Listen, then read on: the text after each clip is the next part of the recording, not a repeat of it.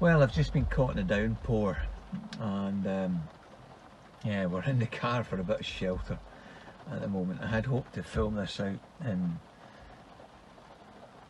the water's edge, but it's not going to happen today. I trust you're well.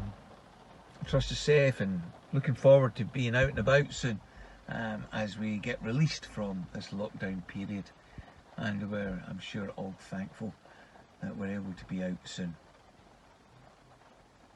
I was out running the other day, and my running is getting slower, and the distances I run are getting shorter.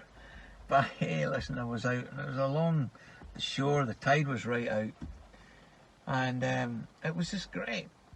What made it really good was I had a bit of a tailwind or a wind behind my back. It was pushing me along, and it was really quite straightforward. I was thoroughly enjoying it.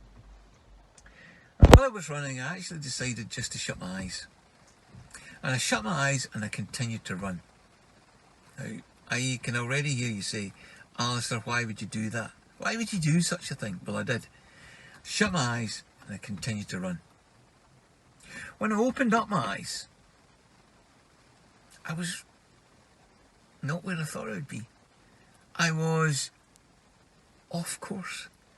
I hadn't managed to stay on the straight line that I was wanting to. I had, in a sense, drifted along, and that thought just caught my attention and made me think about drift and about the potential for drift in our daily lives and how easy it is to drift along. The challenge, I suppose, is how do we stop that drift on a daily basis? How do I stop that drift on a daily basis? Well, I try to do it in two ways. One, I start well. I try to start well. Each morning I try to find a place where I can replenish, recover, restore my soul. Whereas the psalmist says, I can be still and know. And for me, that's a great thing to be able to do each morning.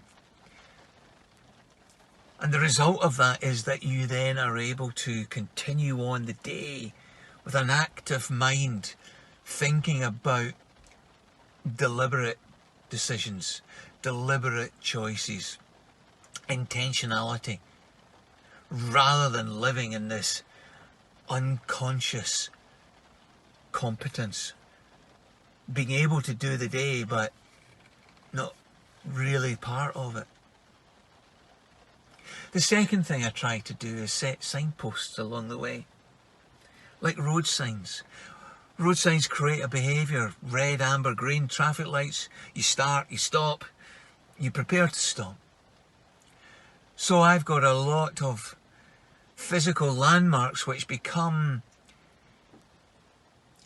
signposts for me, because I've maybe had a behaviour around these for quite some time. I've created a habit. So when I walk past it, I think about something. When I walk past this, I perhaps meditate or pray, and these are personal to me. But what it means is that as a signpost, it helps me to come back to the intentionality of the day. Again, as Paul says, we strive towards the end goal. I've got to live my life with intention and to stop that drift so that I know what I'm doing each day. I'm making these good choices if I can. So my simple thought to you is to stop the drift. And how can you stop it? You start well. You don't run with your eyes closed. And you create signposts along the way. Thank you.